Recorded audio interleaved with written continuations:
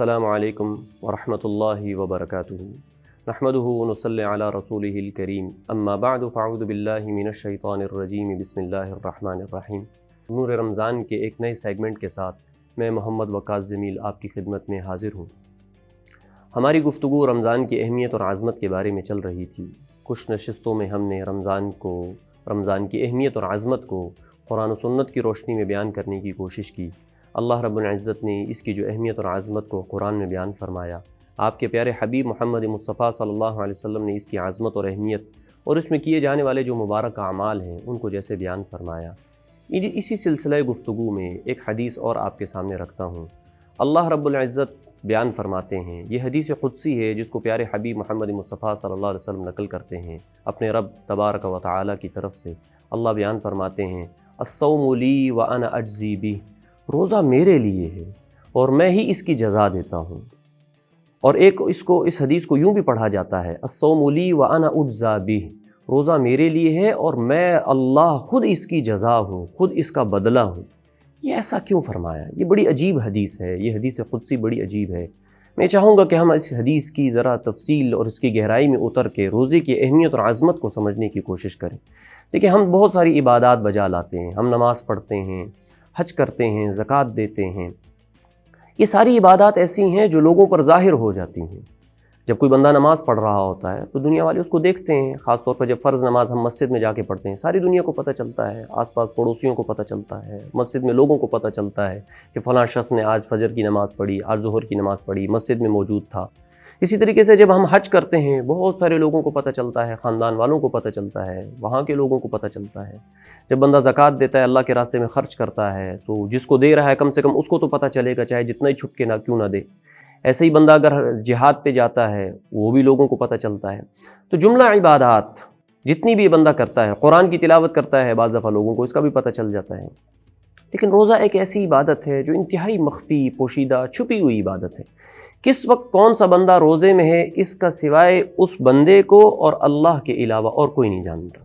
رمضان میں صبح صادق سے لے کر غروب آفتاب تک اپنے آپ کو بھوک اور پیاس میں رکھنا، کھانے پینے سے روکے رکھنا، اس کا صرف اس بندے کو پتہ ہوتا ہے جس نے اس کیفیت میں اپنے آپ کو رکھا ہوتا ہے، جس نے روزہ رکھا ہوا ہوتا ہے، اس کو پتہ ہوتا ہے یا اس کے رب کو پتہ ہوتا ہے، کسی دوسرے بندے کو نہیں پتہ۔ کہیں چھپ کے کوئی بندہ کچھ پانی پی لے، کچھ کھا لے اور بتاتا رہے کہ میں روزے سے ہوں، تو یہ تو روزہ نہیں ہوا۔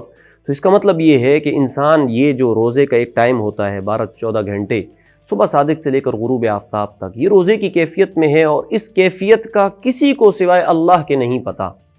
تو اللہ رب العزت نے اس پر، چونکہ اب یہ اخلاص کا وہ درجہ ہے کہ یہ عبادت ایک بندہ جو کر رہا ہے، جبکہ یہ کہیں چھپ کے کہیں کسی کمرے میں کسی جگہ پر کچھ ایک گھونٹ پانی کا پی سکتا تھا، اپنی پیاس کی شدت کو بجھا سکتا تھا، لیکن پیاس کی انتہائی شدت میں بھی پانی کے میسر ہوتے ہوئے جبکہ کوئی بھی نہیں دیکھ رہا، اس نے اپنے آپ کو روکے رکھا، پینے سے اور کھانے سے اپنے آپ کو روکے رکھا، اپنی بھوک اور پیاس کے مٹانے سے، تو صرف اللہ کے لیے کر رہا ہے۔ یہ اخلاص کا وہ اعلیٰ درجہ ہے جو شاید ہی کسی اور عبادت میں پیدا ہوتا ہو۔ اسی وجہ سے اللہ نے فرمایا، چونکہ یہ عبادت خالصتاً میرے لیے ہے، اس میں ریاکاری اور دکھاوے کا شائبہ بھی نہیں ہے، ایک ذرہ بھر اس کا عنصر نہیں پایا جاتا، اس لیے اللہ فرماتے ہیں اس کا بدلہ براہ راست میں خود اللہ ہوں، اس کا بدلہ براہ راست میں خود دوں گا۔ اس کا بدلہ اور اس کا اجر و ثواب لکھنے کے لیے فرشتوں کی ذمہ داری نہیں لگائی اللہ نے، کہ بہت سارے عبادات اور نیک اعمال کے بدلے میں اللہ فرشتوں کو کہہ دیتے ہیں، فرشتوں کی ذمہ داری لگی ہوئی ہے کہ اس پر اتنا اجر و ثواب لکھ دو، اس نیکی کا اتنا اجر و ثواب لکھ دو۔ لیکن روزہ ایک ایسی عبادت ہے، اور بالخصوص جب کہ رمضان کے مبارک مہینے میں ہو، کہ اس مہینے کی اپنی برکتیں اور رحمتیں وہ اس میں شامل ہو جاتی ہیں، تو یہ عبادت ایک ایسی عبادت ہے جس میں اخلاص کا ایسا اعلیٰ درجہ پایا جاتا ہے کہ پھر اللہ فرماتے ہیں کہ اب اس کا اجر و ثواب میں نے سب سے چھپا کے رکھا، میں نے کسی فرشتے کو بھی نہیں بتایا کہ اس پر میں کیا دوں گا، میں اپنے شایع نشان، اپنی عظمت اور جلال اور اپنی بڑائی اور کبریائی کے مطابق، اپنی بادشاہت کے مطابق اس اپنے بندے کو نوازوں گا جس نے خالص میری رضا کے لیے اپنے آپ کو بھوکا رکھا، پیاسا رکھا، اپنے آپ کو گناہوں اور خواہشات سے روکے رکھا، میری اطاعت اور فرمانبرداری کے لیے اپنے آپ کو روزے کی کیفیت میں رکھا۔ اب اس کا اجر و ثواب بھی میں خود دوں گا، کسی کو نہیں بتاؤں گا کہ میں اس کو کیا دینے لگا ہوں۔ تو اللہ رب العزت اس حدیث قدسی میں بیان فرماتے ہیں، الصوم لی، روزہ میرے لیے ہے، خالص میرے لیے کی گئی عبادت ہے۔ جس میں کسی غیر کا کوئی دخل، کوئی شرکت نہیں.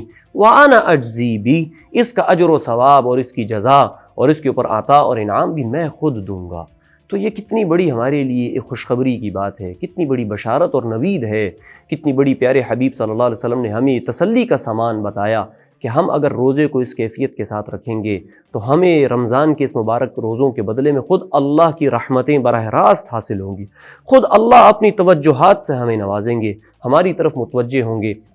اللہ کرے اللہ اس رمضان کے مبارک مہینے کے روزوں کو اس کیفیت اور اس نیکی کے اس حصول کے جذبے کے ساتھ ہمیں رکھنے کی توفیق عطا فرمائے. اللہ ہمارے روزوں کو اپنی بارگاہ میں قبول فرمائیں اور ہمارے روزوں کو اللہ رب العزت ہماری زندگی کے بدلنے کا ذریعہ اور سبب بنائیں. وآخر دعوانا ان الحمد للہ رب العالمین.